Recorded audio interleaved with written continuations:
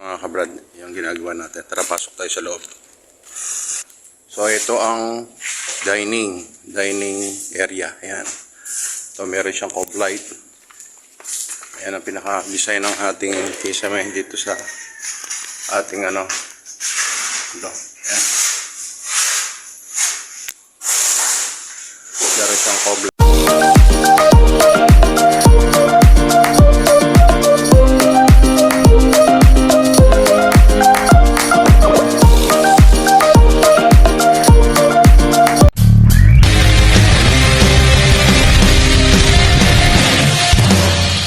So ayun mga kabrad, update po tayo sa ating ginagawang bahay. Tara mga kabrad. So mga kabrad, ito po tayo ngayon sa ating dining area. Yan, ito po yung dining area natin. Yan, meron tayo ditong design na naka-cove light. Ito yung pinaka-dining area na to. Yan. Paikot yan mga kabrad, naka-cove light. Tapos dito naman sa may ayan, sa gilid na yan, ito, yan yung pinaka formal kitchen natin mga brad. Naka-drop yan pinaka-cove light natin yan. Tapos ito yung pinaka salas, yan pa mga salas natin mga kabrad. Yan, may design din yan. Tapos dito yung yung bar, yan. Yan natin gagawin yan.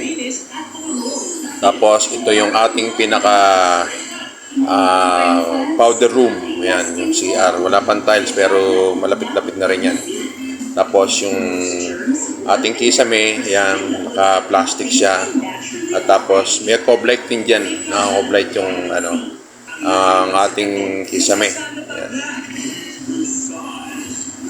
Yan. Yan, cove light dyan. Tapos plastic. So wala pa tayong tiles dito dahil ngayon pinoproseso pa yung ating step by step mga kabrad. Step by step yung ginagawa natin. Kisame muna, tapos dito punta naman tayo sa ating master's bedroom. Ayan. Ayan. Ito naman yung pinaka headboard dyan. Tayo pag nag-design, ito yung ating design sa headboard. Yung tapat yan may cove light. Meron din tayong PVC panel dyan, yung pinaka-cove light. Effect lang.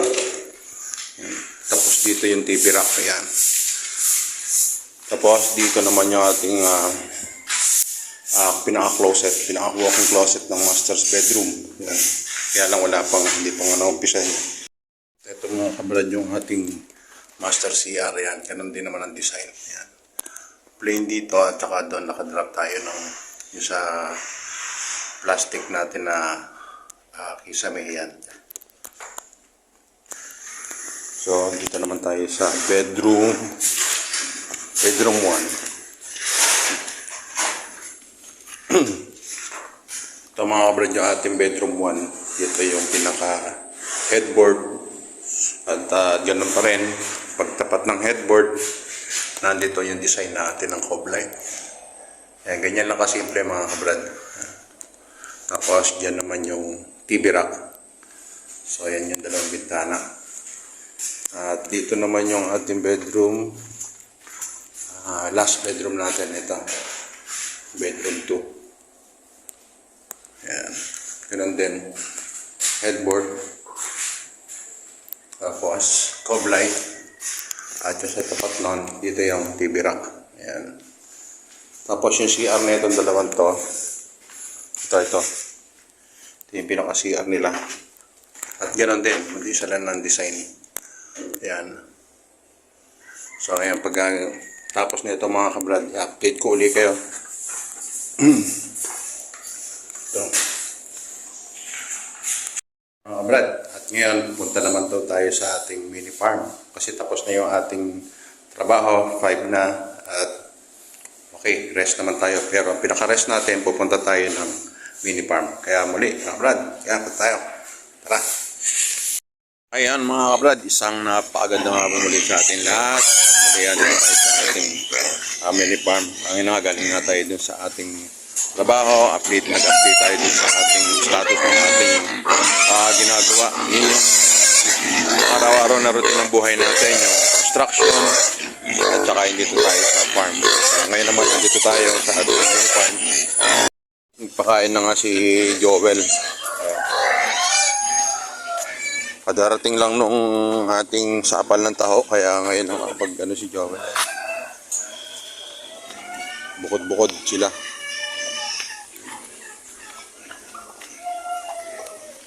Ito may sapal ng taho yan.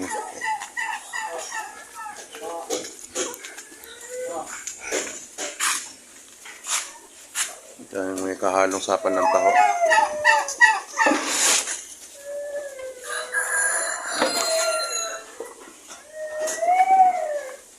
Ito namang isa natin na ito, pwede na sana natin ilipat itong ating barako.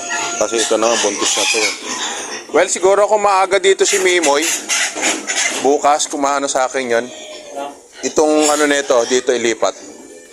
Yung barako. No. Ilipat dito sa ano. Ito, sobrang payat nito. Naman yung ating buntis na tong ating sitaba. Ayan.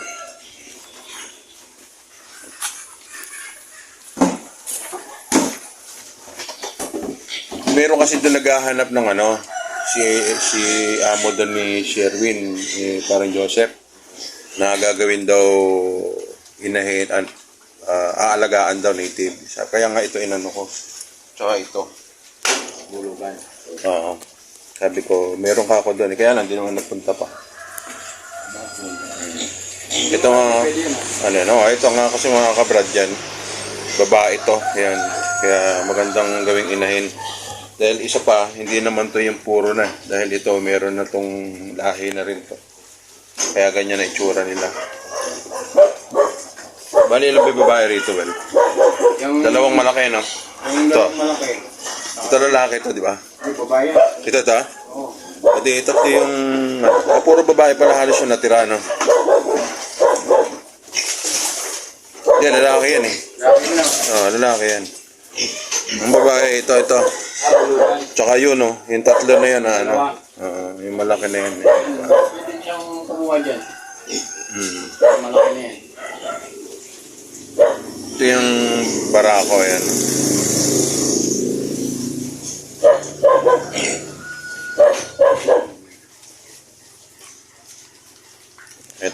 Ito mga kabrad, mga lechoni na rin to. Kung hindi ba siya mabili ng buhay na ganito, ililitsyon natin ito itong December kasi marami nag-aanak. Sa 16 meron tayong order, baka itong isa na to. Dito na tayo kumuha well sa 16. Sa 16. Ito. Ito siguro nasa mga 20 na kaya ito. Meron na to, no? Kumbaga sa amin, siksik yan. Siksik ang katawan mo. Mapandayan din sa puti. Oo. Mas ganda ng ano na ito, no? Ang shape na ito. Bulugan niya eh. So, yan yung mga kabrad yung ating mga lechonin sa ngayon. Ito naman yung bagong awat natin. Okay naman, magaganda. Maganda so well, ano? Ito yung bagong awat namin.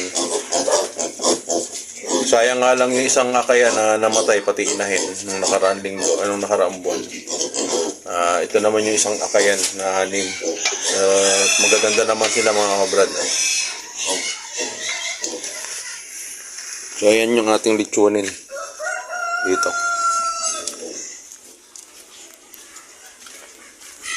Ito yung sinundan naman ng inaawat natin, mga kabrad, na medyo ito, magaganda rin. Ito naman kung may bibili sa atin na para paramihin, ito pwede ito, available to mga kabrad to.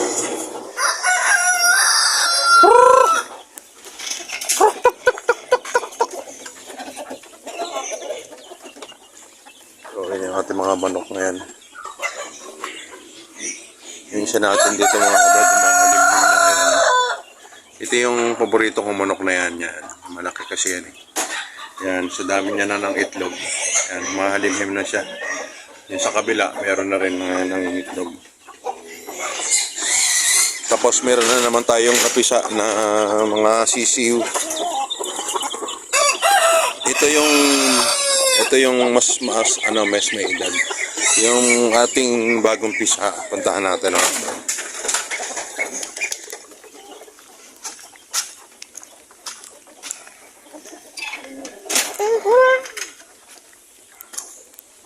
Ito mga kaulad, dahil panggatong dito ni Joel. Ayan, may itlog na rito. Ang daming itlog. Daming itlog natin mga kabrad. Ito. Ito pa. Dito, ilan yung napisa sa'yo? Ano yung napisa mo? Ha? Isa, dalawa. Tatlo.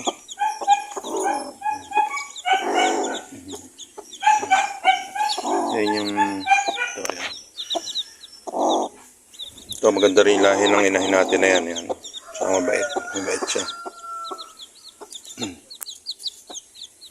Ito mga lahi na ito mga kabrad ng Kaberian at saka ng cross na Rhode Island.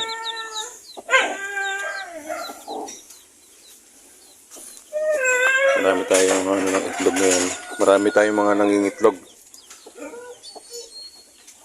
Tsaka mayroon pa dyan sa mga gilid-gilid mga kabrad dahil yung ibang manok natin kung saan-saan na lang ang nangingitlog. Yung mga hindi pa sanay sa ano. Doon may umupo na.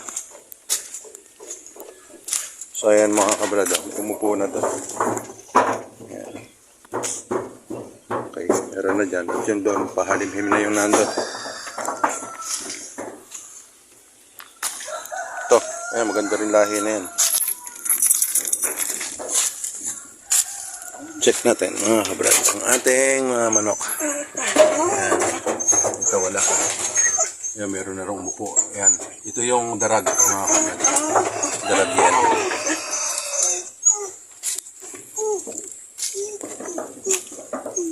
Kaya by next year, marami rin tayo mga kabrad na mga kapipisang mga sisiw, mga itlog. At katapos naman noon, paglipat natin doon sa kabila, ito na nga pararamihin natin ito yung ating Rhode Island at saka yung ating Plymouth. Ito, yan ay pagkukross natin. Tingnan natin kung ano kalalabasan. Pero naman marami ng lahi yung ating mga pula na yan.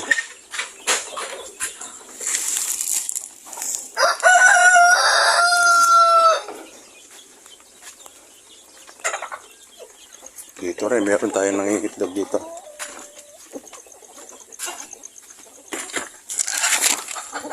Yan mga kabrada.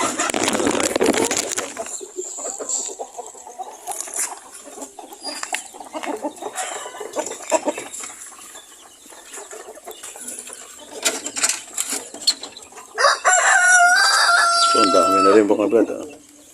Dami na rin itlog dito.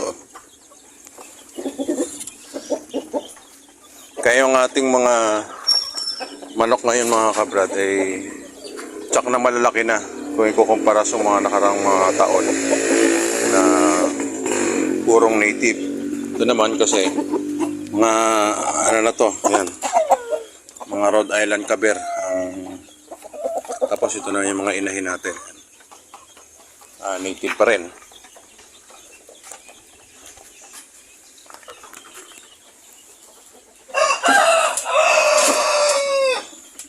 Meron na naman itlog. Yan. So, ayan. Paborito nating inahin yan.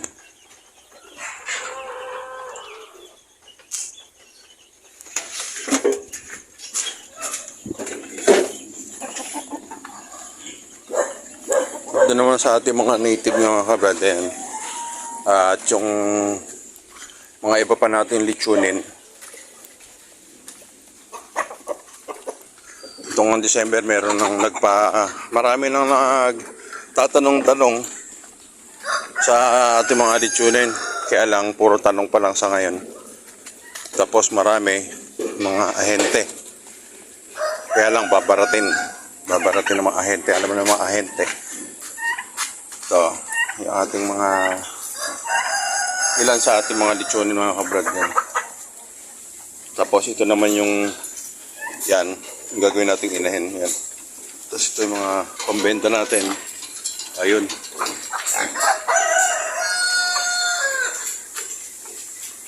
Tapos kagaya ng kabrad niya, meron naman tayong NAI dahil hindi nagtuloy na naman. So, pero ito, Will, mga anak na ito sigurado. Lapit-lapit na yan, no? Mga nilatagang ko. Oo.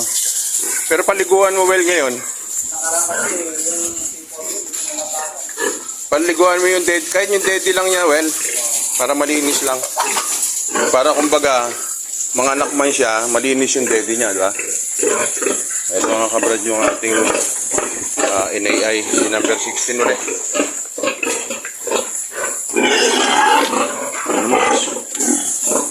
Sumit na. Natanggal na agad, Will? Natanggal ka agad? tanggal. Kasi wala na si Mia yun. Pag wala na si Mia, natanggal talaga. Bombitin mo lang yung daddy niya. So, maigi mga kabrad kasi bago mga anak yung ating inahin, malinis yung dede. Para nun, ang ating mga biik, pagka nanganak sila pag dumede, malinis yung pinaka-dede nila. Hindi pa, Well, dito sa gilid, oh. Madumi pa.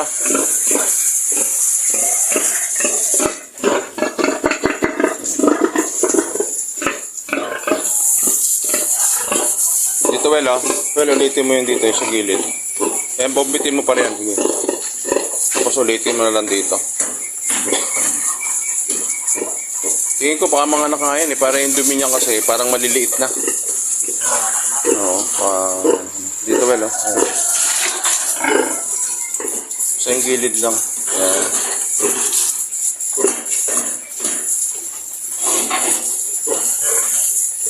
Importante mga kabrad yan yung inahin pagka malapit na mga anak, malinis yung kanilang dede. Para pag dumedi yung ating mga bagong panganak na anak, malinis yung kanilang dede. Ayan. Sige pa, Well, bombitin mo pa. Hindi sa pumuti. Ito naman, sure ball to na mga buntis na to. Ito naman, yung itlog nito, yung mga halimhim to, nasa labas naman.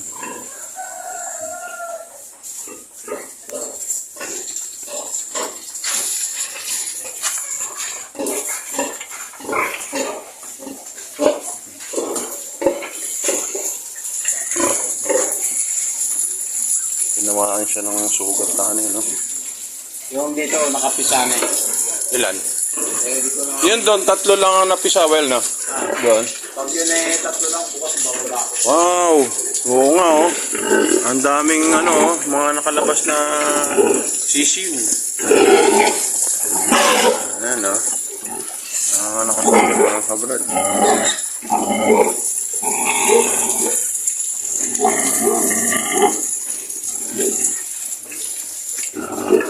Ito mga kabrad, malapot-lapot ang pagka-Rhode Island itong ating mga sisiw na to.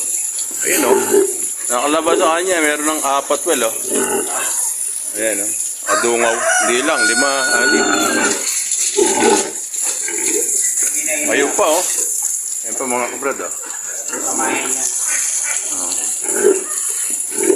Ayusin ko na doon, Well, yung para yung mga sisiw nito, dadalhin natin sa bahay para ilagay natin sa brooder. Para mas dumami. Ayan na, kabrad. Mga maraming napisa ngayon yung ating na to. Isa pa, 2 yung inahin. 2 yung inahin na nakalimlim.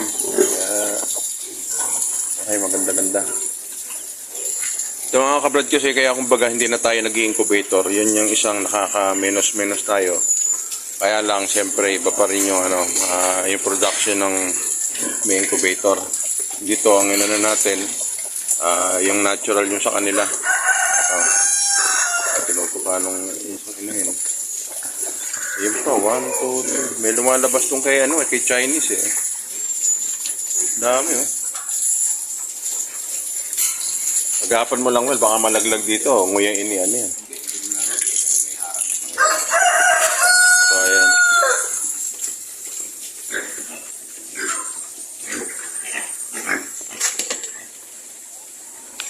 Ito ang mga kalahatian ng December mga kabrad, yung ating mga lalaki na yan. Yun nga, ibebenta na natin yan.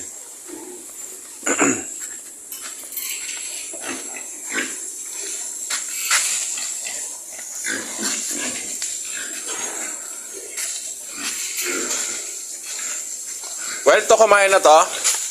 Ito? Yung dalawa? Ha? Tsaka ito, di pa, no? Ito?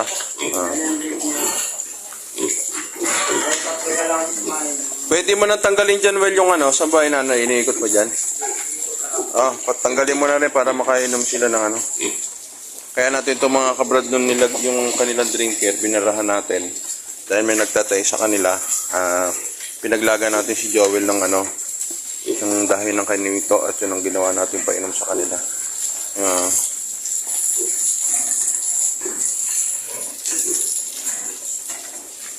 Alalay lang well yung ano yung pagkain sa kanila. Pero, oo, hanggang sa makarecover yung ano nila. Wala pinapakain ng tanghali. Oo, wag na. Okay lang naman yon pagka yung stock yung pagkain kung maganda na yung dumi nila. Pero pagka yung malabnaw, wag. Huwag mong ano yung pagkain.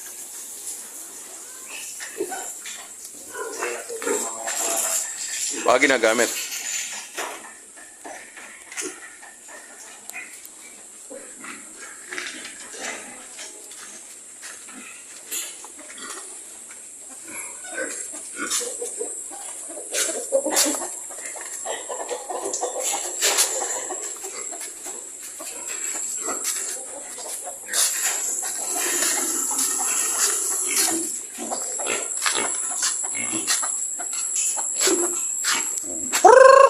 Chan mo nga dyan, well,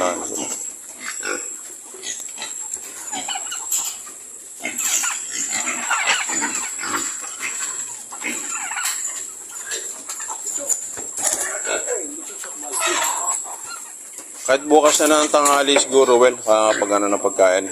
Wala na tayong pagkain mga kabrad. Kaya inaalala ko na lang para sa umaga. Ito kumain natin.